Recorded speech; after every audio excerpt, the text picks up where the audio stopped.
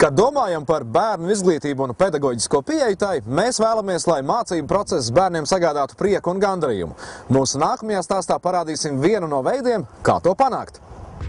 Daudzi droši vien tagad atceras, ka šī ābece bija pirmais draugs un palīgs burtu un lasīt prasmes apguvē bērnībā.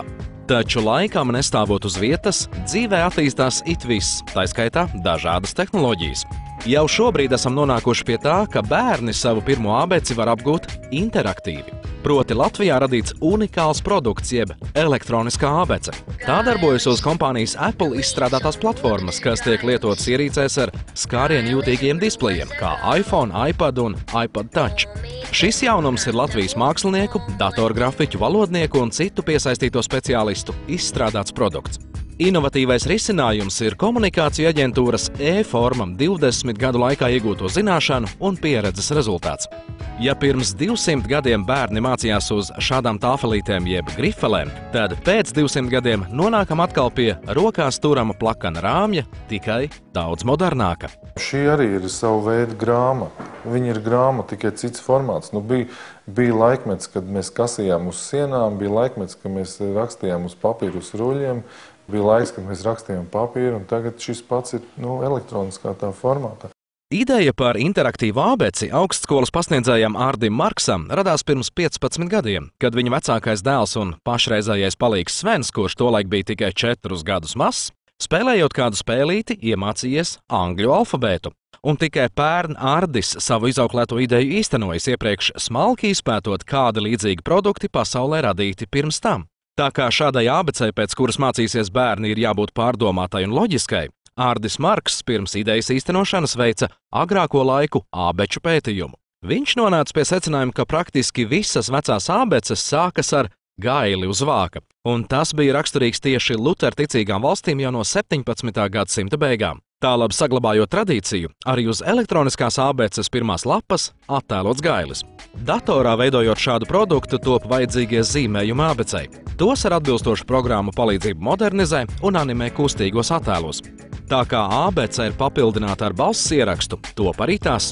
Visbeidzot, visas kopā saliktās daļas pārbauda un testē, vai nav ieviesusies kāda kļūda jeb skaņas defekts. Kad viss izdarīts pareizi, gatavo programmu sūta akceptēšanai uz informācijas tehnoloģiju kompāniju, caur kuru jaunais produkts tiek realizēts un virzīts pasaules tirgū tālāk.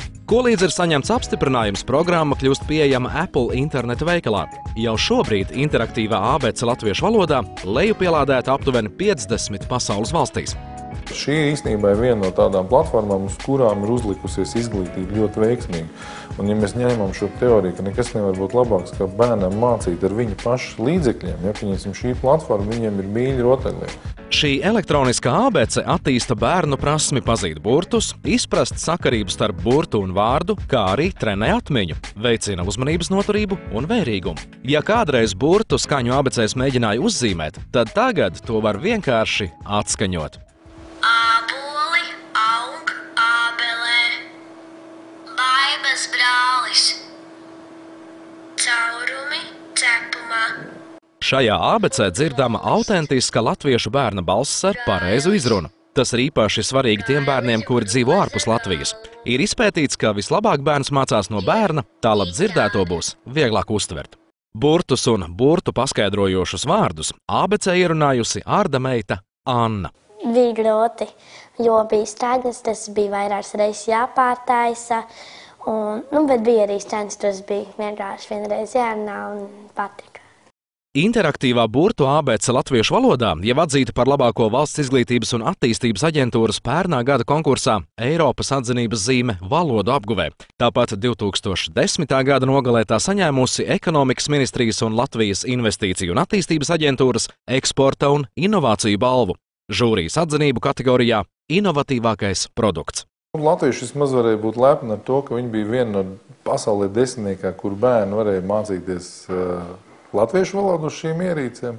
Un es domāju, ka arī šobrīd mēs esam viena no pirmiem, kas ir arī priekš šīs iPad platformas ir uzveidojuši produktu, pieņemsim, kas ir nācis no Latvijas. Latviešu ābece ir tikai pirmais produkts šādā izpildījumā, taču pārdošanā jau ir nonākusi ābece krievu valodā un top ābece angļu valodā. paralēli tiek izstrādātas arī dažādas interaktīvās mācību programmas. Iespējams, nākotnē smagās skolas somas ar grāmatām aizstās viens vienīgs 0,5 kilogramu viegls planšetdators ar visu nepieciešamo mācību vielu tajā.